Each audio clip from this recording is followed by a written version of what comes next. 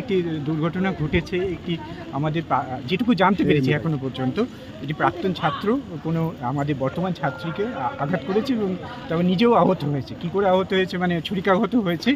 এবং আমরা এই মুহূর্তে আমরা টাইম টু টাইম সবারই সাথে পুলিশ প্রশাসন সব ওদেরকে ছাত্রছাত্রী দুজনকেই হসপিটালে নিয়ে যাওয়া হয়েছে। চিৎকার শুনতে পেলাম প্রচণ্ডভাবে, মেয়েটার চিৎকার শুনতে পেলাম। তো আমরা দৌড়িয়ে আসলাম, কি ব্যাপার, কে চিৎকার করছে। অনেকেই ছিলাম আমরা। তো এসে দেখছি যে একটা ছেলে মেয়েটার উপরে চড়ে আছে আর নিজের গলাও কাটছে আর মেয়েটারও গলা কাটছে। আমরা সবাই চিৎকার করছি, ছাড়ো ছাড়ো ছাড়ো, গালও দিচ্ছি, ছাড়ো ছাড়ো, ছাড়ছে না কোনো মতে। আমরা এগাতে পারছি না, যেহেতু ছেলেটা চাকু মেরে দিচ্ছে, তো আমাদের হাতে কিছু নেই। তো একজন আবার অন্য গেট দিয়ে ঢুকলো, বাঁশ নিয়ে ছেলেটাকে দুবারই মারলো, তারপরে ও ছেড়ে দিল মেয়েটাকে ছাড়ার পর তো মেয়েটাকে নিয়ে গেল মেডিকেল কলেজে।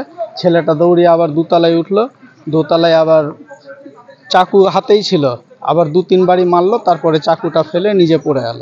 আমি যাবতীয় যা কিছু পেরেছি আনার চেষ্টা করেছি, কটন দিয়ে চেপেছি, দুজনেরই গলা যতটা পেরেছি আমি ব্লাড বন্ধ করার চেষ্টা করেছি। স্যারও করেছেন, আমার সাথে অনেক আমার যারা আধিকারিক তারাও করেছেন। আর লাস্টে আমি না পারতে আমার গলার ওড়নাটা দিয়ে ছেলেটার গলাটা বেঁধে দিয়েছি, কারণ যেন ব্লাডটা না বেরোয়। সেটা তো একটা অস্বাভাবিক ঘটনা, এরকম তো কখনো দেখিনি, কখনো শুনিনি। কিন্তু তারপরেও কিভাবে হলো সেটা তো আর বলতে পারছি না।